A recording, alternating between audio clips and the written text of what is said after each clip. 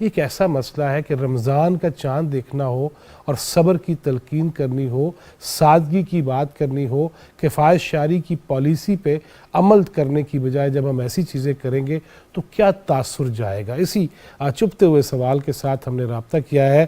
انتہائی با علم شخصیت ہیں اور اسکالر ہیں جناب علامہ ہشام الہی ظہیر۔ السلام علیکم علامہ صاحب۔ وعلیکم السلام ورحمۃ اللہ وبرکاتہ۔ علامہ صاحب، آپ نے سن لیا جو میں نے سوال کرنا ہے کہ جب علماء کو پہلے تو ہم ایک سائڈ پہ کر دیتے ہیں، پھر ہم نے یہ دیکھا 20 سال میں کہ علماء کا نام لے لے کے جس طرح تمسخر اڑانے کی بھی کوشش کی گئی۔ یقیناً جو اسلام کو ڈائریکٹ کچھ نہیں کہہ سکتے وہ مولوی کو نشانہ بنا لیتے ہیں، یہ ساری باتیں تو اپنی جگہ، لیکن حضرت یہ فرمائیے گا کہ رمضان، صبر، تلقین، سادگی، بھوکے رہنا اور اس پہ علماء کے لیے 11 ڈشز کے کھانے اگر محکمہ اوقاف وہ ٹینڈر دے رہا ہے، ایک ہی علامہ صاحب۔ بسم اللہ الرحمن الرحیم۔ جواد بھائی، آپ نے تو بڑی پن پوائنٹ اور درست نشاندہی کی ہے۔ میرا خیال میں اس حوالے سے نا دو نظریات معاشرے میں پنپتے ہیں اور اس میں اثرات و تفریق پائی جاتی ہے۔ جہاں تک آپ کا پہلا سوال ہے نا، یہ بالکل جائز اور ویلڈ ہے کہ جناب حکومت کو اس وقت جو ہے وہ یہ کہہ رہی ہے کہ ہمارے پاس پیسے نہیں ہیں، تو پھر یہ اللہ تللے اور اس طرح کی عیاشیوں کی صرف مولوی کے لیے بھی، کسی کے لیے بھی گنجائش موجود نہیں۔ ایگزیکٹلی یس، یہ بات ہے۔ اور اگر پھر بھی یہ علماء کے طبقے کو خود بھی سوچنا چاہیے کہ اگر اپنی جیب سے کھا رہے ہیں، آپ کھا سکتے ہیں۔ اسراف تو اسلام میں ویسے ہی نہیں جائز، حتیٰ کہ میں تو یہ بات سمجھتا ہوں کہ مولوی کا پیٹ بھی بڑا ہونا وہ کم از کم ایک عالم کو یہ زیب نہیں دیتا یا مولوی کو یہ زیب نہیں دیتا کہ اس کی توند باہر نکلی ہو۔ اگرچہ جائز ہے، کھانا جائز ہے اسراف کے ساتھ، لیکن ہر جائز چیز کھانا۔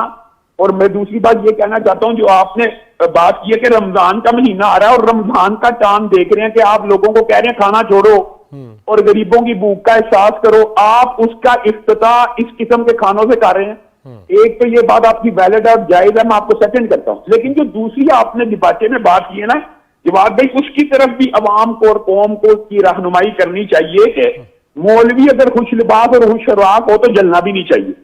اگر مولوی کوئی بزنس کرتا ہے یا مولوی خود کاروبار کرتا ہے تو وہ کاروبار کے ذریعے جو مرضی لے لے، گاڑی لے لے، تو پھر اس کے اوپر بھی قدغن نہیں لگنا چاہیے۔ لیکن ہوتا کیا ہے، لوگ پھر یہ دیکھتے ہیں بنیادی طور پہ، حضرت عمر کا واقعہ میرے ذہن میں آ گیا کہ حضرت عمر نے اپنے بیٹے کو کہا تھا اگر میں کوئی آرڈیننس جاری کروں اور میری اولاد میں سے اس کی کوئی مخالفت کرے گا تو میں اس کو دگنی سزا دوں گا۔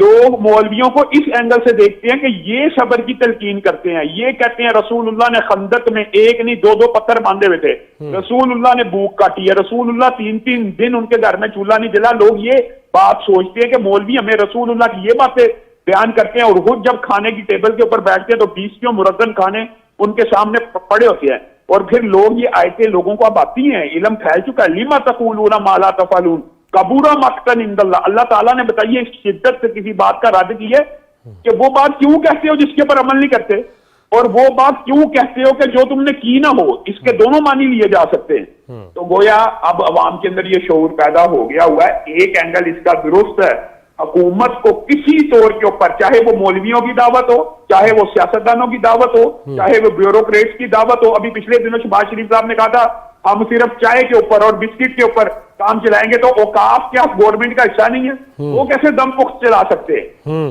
آپ یہ بتائیں نا، یہ تو اس کا مطلب ہے آپ اپنے وزیر اعظم کی جو پالیسی حکومت کی اس کے خلاف چل رہے ہیں۔ اور ایک بات خوشی کی یہ ہے کہ وہ میں نے ابھی نوٹیفکیشن پڑھا کہ وہ معطل ہو گیا ہے۔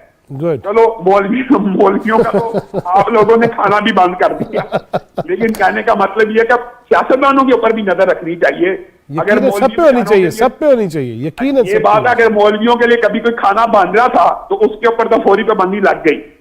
لیکن میں یہ کہتا ہوں کہ یہ بھی اچھا ٹرینڈ ہے، یہ احتساب ہونا چاہیے۔ خود احتسابی جو قوم نہیں کرتی وہ کامیاب نہیں ہوتی، خود احتسابی ہونی چاہیے، اور میں آپ کی بات کو سیکنڈ کرتا ہوں۔ اچھا ہشام الہی ظہیر صاحب، یہ فرمائیے گا کہ چونکہ آج ایک تقریب تھی اقوام متحدہ میں، ہمارے وزیر خارجہ وہاں پہ تھے، انہوں نے خطاب بھی کیا اسلام و فوبیا کے خلاف عالمی دن کے حوالے سے۔ میں یہ پوچھنا چاہوں گا کہ ایک جانب تو ہم پوری دنیا کو یہ کہتے ہیں کہ دہشت گردی کا کسی مذہب سے تعلق نہیں ہے اور خاص طور پہ مسلمانوں کے حوالے سے اس کو نتھی کرنا تو سرے سے جائز ہی نہیں ہے اور یہ غلط ہے، لیکن جب ہم یہ دیکھتے ہیں کہ لاہور کی سڑکیں ہوں یا پاکستان ہو، خطابات ہوں ایک جماعت کے سربراہ کی جانب سے، اس میں شدتیں اور حدتیں ہوں، تو ہم بیرونی دنیا کو کس طرح قائل کر سکتے ہیں کہ ہم شدید نہیں ہیں؟ بنیادی طور پہ جواد بھائی یہ اس کے اندر بھی میں سمجھتا ہوں افراط و تفریط پایا جاتا ہے. مثلا آپ نے ایک اینگل بتا دیا کہ شدت اور حدت والی جو تقریریں ہیں وہ ظاہر غلط میسج دیتی ہیں، لیکن دوسری طرف آپ یہ دیکھیں کہ یورپ کے اندر مسلمان بیٹی حجاب کی اور نقاب کی جنگ لڑ رہی ہے اور پاکستان کی مسلمان بیٹی بے حجابی اور بے نقابی کی جنگ لڑ رہی ہے. یہ بھی تو ایک افراط و تفریط پایا جاتا ہے نا. اسلاموفوبیا ہم کہتے ہیں یورپ میں پایا جاتا ہے. میں تو یہ سمجھتا ہوں ہماری لاہور کی سڑکوں کے اوپر مارچ ایسے ہوئے ہیں جس کے اندر اسلاموفوبیا کا اظہار کیا گیا ہے، قاری مدرسے کو نشانہ بنایا گیا ہے. دوسری جو آپ اینگل بیان کرتے ہیں ہرگز تشدد امیز گفتگو کو نشر ہی نہیں ہونا چاہیے. اور دوسری بات یہ ہے، میں یہ سمجھتا ہوں جائز طور کے اوپر سمجھتا ہوں کہ اسلاموفوبیا آپ خود ہی اندازہ لگائیں، اسلام تو ہے ہی پیس کا، امن کا، درس اور سبق دینے والا. مجھے بتائیں، میں یورپ کے عوام سے یا یورپ کے حکمرانوں سے آپ کو کم از کم یہ تو پوچھنا چاہیے کہ مسلمان دہشت گرد ہے، بالفرض آپ کی بات مان لی، گزشتہ 20 سالوں میں بتائیے کہ کتنا مسلمان مرا ہے اور کتنا غیر مسلم مرا ہے. 20 لاکھ سے مسلمان زائد 10 سالوں میں ذبح ہو گئے ہیں افغانستان، عراق، لیبیا کے اندر، پھر بھی مسلمان دہشت گرد ہے. اس کے مقابلے میں یورپ کا بتائیے کیا حال، یورپ کا کتنا کو کلچر یا کون سا غیر مسلم قتل ہوا یا کون سے غیر مسلم کے اوپر دہشت گردی بھی. آپ کے اندر آپ کا اگر گن مین دہشت گرد اٹھ کے وہ صرف مسلمان نہیں ہے تو آپ اس کو سائیکیٹرسٹ کیا دیتے ہیں، آپ کہتے ہیں وہ سائیکوپیتھ تھا، وہ ذہنی مریض تھا، اس کو آپ دہشت گرد نہیں کہتے. اگر اکا دکا مسلمانوں کے واقعات ہو جائیں وہ دہشت گرد ہو جاتے ہیں. آج اگر کوئی بھی بندہ شرح صدر کے ساتھ اور غیر جانبداری سے تجزیہ کرے، 20 لاکھ سے اوپر مسلمان گزشتہ 10 سالوں میں شہید ہوئے ہیں دنیا میں، بتائے اس کے مقابلے میں غیر مسلم کتنا مرا ہے، تجزیہ کر کے دیکھ لیں، پھر بھی مسلمان دہشت گرد ہے. یعنی مسلمان تو دہشت گردی کا شکار ہے. یہ جو 20 لاکھ مسلمان اور اگر 50 سال کی ہسٹری اٹھائیں 50 لاکھ مسلمان ان جنگوں میں مارا گیا ہے، تو پھر بھی ہمارے پاکستان کے اندر جواد بھائی 70,000 سے اوپر ہماری شہادتیں ہیں، یہ قربانیاں ہیں. یہ بتائیں، اچھا یعنی اکیلے پاکستان کی شہادتیں 80,000 سے زیادہ ہیں، پورے یورپ امریکہ کی ملا کے 80,000 نہیں ہیں، اور پھر بھی پاکستان دہشت گرد ہے. یہ بھی تو جواب دینا چاہیے نا. یہ لاجیکلی عقلی اور منطقی بات ہے. آپ اعداد و شمار پیش کریں کہ آپ ان کو دہشت گرد کہہ رہے ہیں جن کے 80,000 مرے ہیں، آپ کا تو 1,000 نہیں مرا اور آپ الزام ہم پہ لگا رہے ہیں. اچھا جی شام صاحب یہ فرمائیے گا، ابھی آپ سے پہلے سلمان غنی صاحب تھے اور جناب افسار عالم میرے ساتھ بات کر رہے تھے.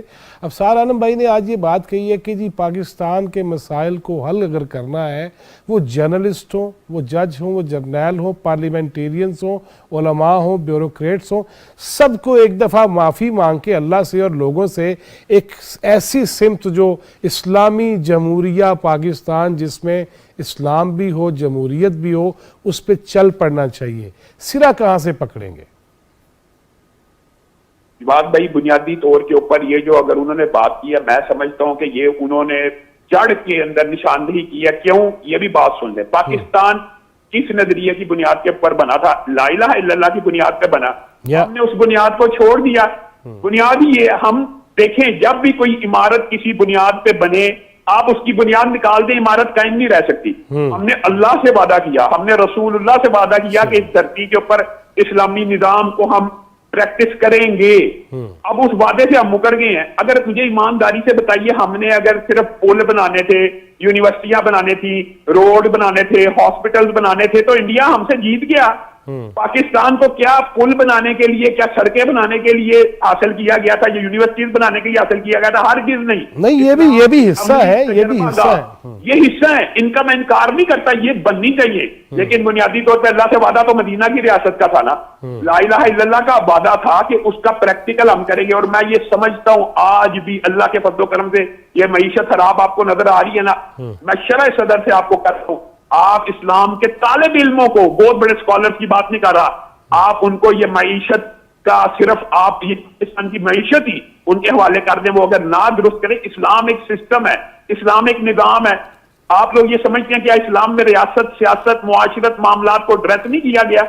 تو پھر اسلام کیا ہے؟ اسلام صرف مسجد میں اللہ اکبر کا سبحان اللہ اور اللہ کے لیکن شام بھائی اس میں ہم اس قدر دھس گئے تھے ماضی میں، اور آپ نے دیکھا کہ آپ شاید نہیں تھے وہاں پہ کراچی میں جب علماء بھی تھے اور وزیر خزانہ بھی تھے اور کانفرنس بھی ہوئی کہ بتدریج ہم اس عذاب سے جان چھڑائیں اور جو ہے وہ بغیر سود کے ہم اپنی معیشت کو لے کے چلیں.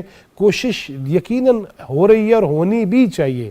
لیکن میرا سوال یہ ہے شام صاحب کہ جو اب رمضان آ رہا ہے، ویسے ایک میری گالدہ برا نہ منانا، یہ جو سیزن لگتے ہیں علماء کے، جو سیزن لگتے ہیں علماء کے، محرم میں بھی ایک دھڑکا لگ جاتا ہے، ربیع الاول میں بھی ایک دوسرے کو ایون دائرے سے ہی ہم نکال دیتے ہیں.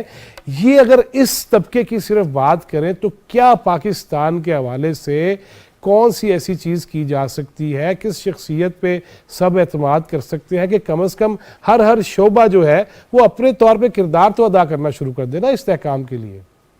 قائدی صاحب، بنیادی طور کے اوپر جو اس بات کی طرف آپ نے نشاندہی کی ہے وہ صرف اسلامی معیشت کا ایک جز ہے. جو آپ نے کراچی کانفرنس کی بات کی ہے، سود کو پاک کرنا، یہ ایک جز ہے. یہ صرف ایک جزوی بات ہے. اسلام پورا سسٹم ہے، پوری ایک معیشت ہے. اگر اس کے بارے میں یہ ہم سے حکومت رائے لے گی تو ہم ان کو بتائیں گے کہ کیسے حکومت کا کام عوام سے کمانا نہیں ہوتا، عوام کو اپنا کارکن بنانا ہوتا ہے، اور عوام کما کے دیتی ہے ریاست کو. کس طرح؟ عوام کو اگر آپ چیزیں سبسیڈائز دیں گے تو وہ آپ کو ایسی پیداوار اور ایسی صنعت کھڑی کر کے دے گی کہ آپ کسی کے محتاج نہیں رہیں گے. چائنا کا ماڈل آپ کے سامنے ہے، وہ اسلامی معیشت کی چند جزیات کو صرف ایڈریس کرتا ہے. چائنا کا ماڈل کہ ہم نے عوام سے نہیں کمانا، عوام کو جتنے کی چیز پڑتی ہے اتنے کی دینی ہے اور عوام ہمیں کما کے دے گی. یہ ایک بات ہوگی. جہاں تک آپ کے سوال کا دوسرا حصہ ہے، آپ کو میں یہ بات بتانا چاہتا ہوں، آپ نے یہ بات بھی درست کی ہے کہ بعض کی محرم میں چلو دیہڑی لگ جاتی ہے، بعض کی ربیع الاول میں اور بعض کی رمضان میں، اور اس وجہ سے لوگ متحد اور متفق نہیں ہو پاتے. لیکن آپ نے کہا کیا ہوگا جس کے اوپر سب متفق ہو؟ میں آپ کو ایک بات مثالاً پیش کرتا ہوں. جی. ہم یہ سمجھتے ہیں کہ عبادات کی ادائیگی میں اور ایک عقائد میں فرق ہوتا ہے، لیکن ایمانداری سے آپ بھی اور تمام سامعین بھی اس بات کو نوٹ کریں، کیا معاملات میں اور معاشرت میں کسی فرقے کا آپس میں اختلاف ہے؟ یعنی بے حیائی کے اوپر، بے پردگی کے اوپر، غیبت کے اوپر، جھوٹ کے اوپر، چوری کے اوپر، رشوت کے اوپر، ڈکیتی کے اوپر، زنا کے اوپر، جتنے معاملات ہیں ان میں تو کوئی اختلاف ہی نہیں ہوتا.